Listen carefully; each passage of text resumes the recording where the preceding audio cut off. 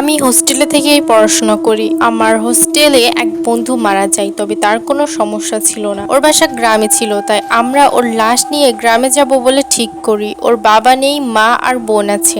আমরা 4 বন্ধু রাতে রওনা দেই। তখন রাত 2টা বাজে। এমন হবে হঠাৎ প্রচন্ড দুর্গন্ধে আসতে থাকে লাশের কফিন থেকে। লাশটা হঠাৎ কফিন থেকে বের হয়ে যেতে চাইলো। আমরা ভয়ে কথা বলতে পারছি না।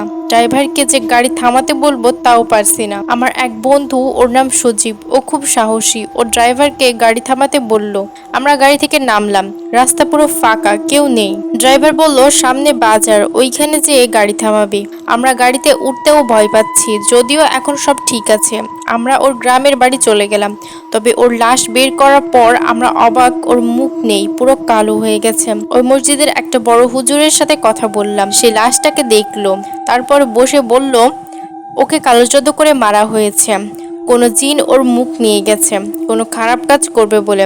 ওকে যদি এই অবস্থায় কবর দেওয়া হয় তবে ও সবার ক্ষতি করবে। তাই হুজুর ওর দেহকে একটা কালো কাপড় দিয়ে মুড়িয়ে কবর দেয়। তবে ওর মা বলে এখন ওকে স্বপ্নে দেখে। স্বপ্নে বলে আমার বিচার চায়, আমার বিচার করো। ও আমাদের এইখানে যে রুমে থাকতো ওইখানে এখনো আমরা অনেকেই দেখি তাকে। এই গল্পটা আমাকে একটা আপু শেয়ার করেছিল, তার মতো করে বলার চেষ্টা করেছি। আপনাদের সাথে কোনো ঘটনা হয়ে থাকলে আমাকে শেয়ার করতে পারেন।